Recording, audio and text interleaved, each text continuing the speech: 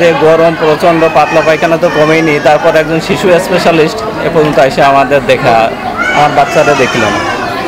অন্যান্য ডাক্তার আসছে, তারপর হচ্ছে সেই ডিউটি মতোই আসছে, কিন্তু এখনো কোনো পরিবর্তন হয়নি আমার বাচ্চা। এই গরমেতে বাচ্চা অতিরিক্ত জ্বর হচ্ছে, বমি হচ্ছে, পাতলা পায়খানা হচ্ছে, তারপরে কাশি হচ্ছে অতিরিক্ত গরমেতে। বিল্ডিং উঁচুর জন্যই বাতাসটা নিচে বেশি ভালো লাগে না, অতিরিক্ত উঁচু হয়ে গেছে এই বিল্ডিংটা।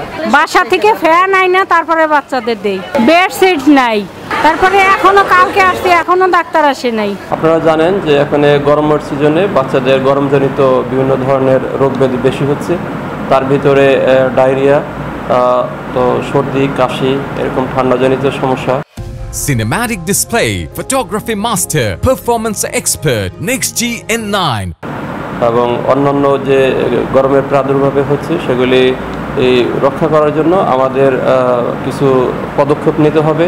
তার ভিতরে অবশ্যই আমরা খেয়াল রাখবো যে বাচ্চারা যাতে অবশ্যই কোনো পাতলা সুতির কাপড় এবং ঢিলে ঢালা কাপড় চোপড় পরে কোনো মতেই হয়তো পলিস্টার বা এরকম টাইট কাপড় চোপড় পরিধান করবে না, এবং বাচ্চাদের খুব ঘন ঘন লিকুইড খাবার বা তরল খাবার খাওয়াতে হবে এবং বুকের দুধ বেশি বেশি খাওয়াতে হবে।